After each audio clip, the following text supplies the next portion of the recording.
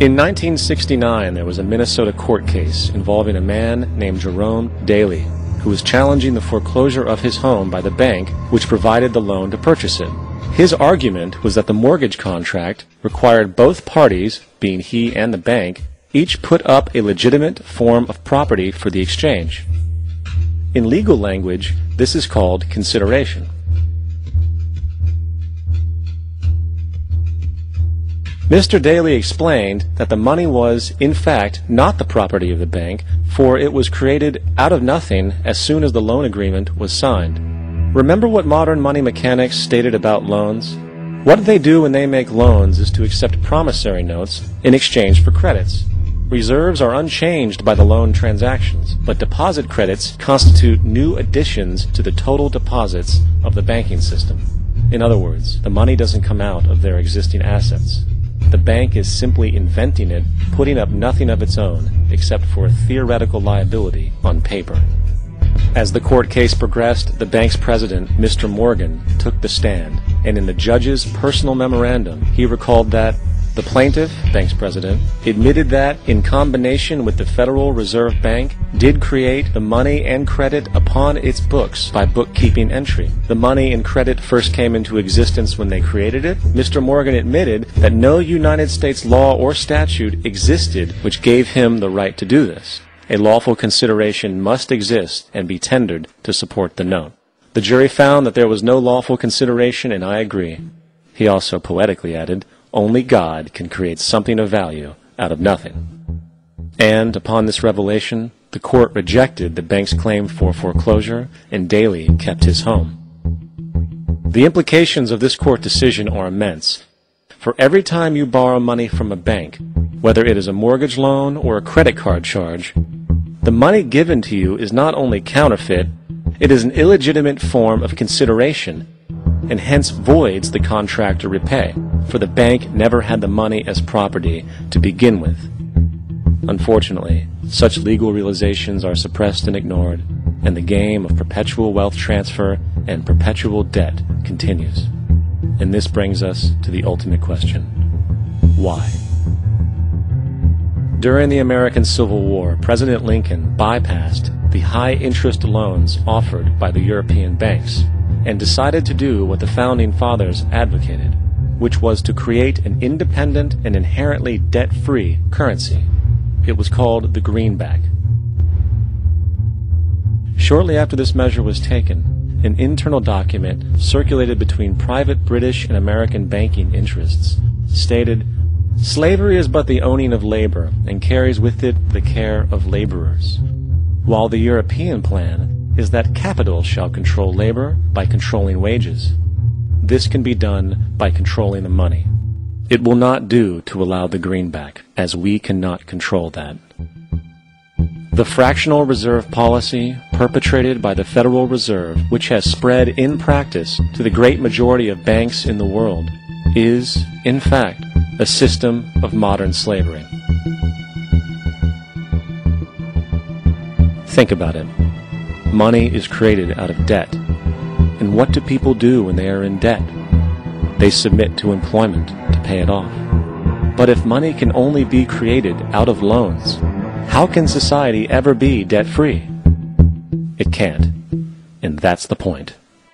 And it is the fear of losing assets coupled with the struggle to keep up with the perpetual debt and inflation inherent in the system, compounded by the inescapable scarcity within the money supply itself, created by the interest that can never be repaid, that keeps the wage slave in line, running on the hamster wheel with millions of others, in effect powering an empire that truly benefits only the elite at the top of the pyramid. For, at the end of the day, who are you really working for? The banks. Money is created in a bank and invariably ends up in a bank. They are the true masters, along with the corporations and governments they support. Physical slavery requires people to be housed and fed. Economic slavery requires people to feed and house themselves. It is one of the most ingenious scams for social manipulation ever created, and at its core, it is an invisible war against the population. Debt is the weapon used to conquer and enslave societies, and interest is its prime ammunition. And as the majority walks around oblivious to this reality, the banks, in collusion with governments and corporations, continue to perfect and expand their tactics of economic warfare, spawning new bases, such as the World Bank and International Monetary Fund, while also inventing a new type of soldier, the birth of the economic hitman.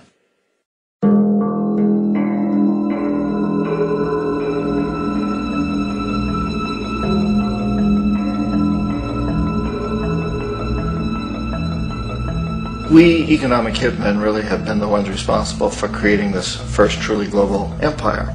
And we work many different ways.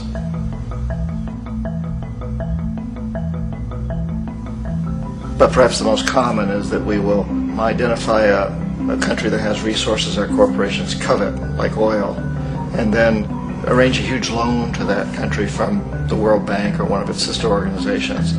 But the money never actually goes to the country. Instead, it goes to our big corporations to build infrastructure projects in that country, power plants, industrial parks, ports, things that benefit a few rich people in that country, in addition to our corporations, but really don't help the majority of the people at all. However, those people, the whole country is left holding a huge debt.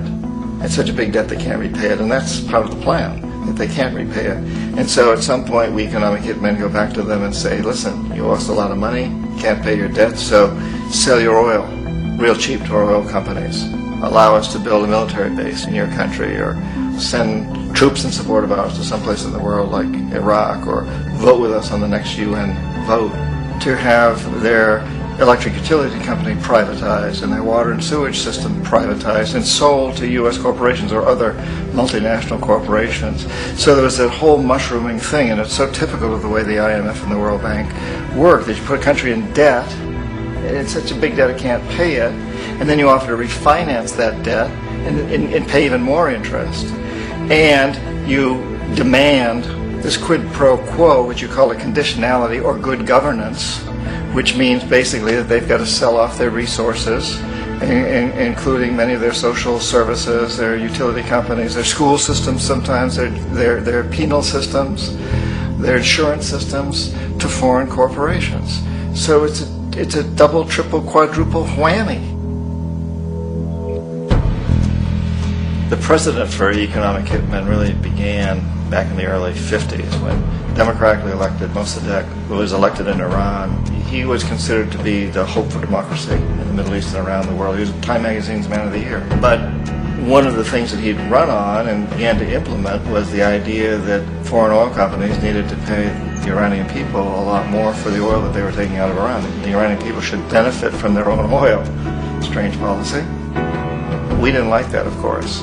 But we were afraid to do what we normally were doing, which was to send in the military.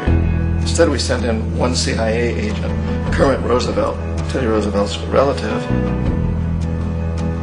And Kermit went in with a few $1 million and was very, very effective and efficient. And in a short amount of time, he managed to get Mossadegh overthrown and brought in the Shah of Iran to replace him, who always was favorable to oil.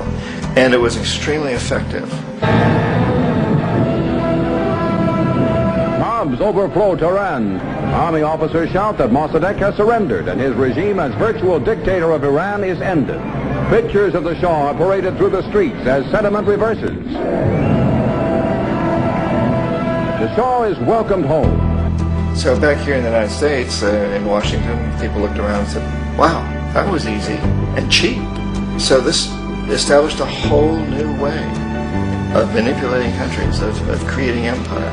The only problem with Roosevelt was that he was a card-carrying CIA agent, and had he been caught, the ramifications could have been pretty serious.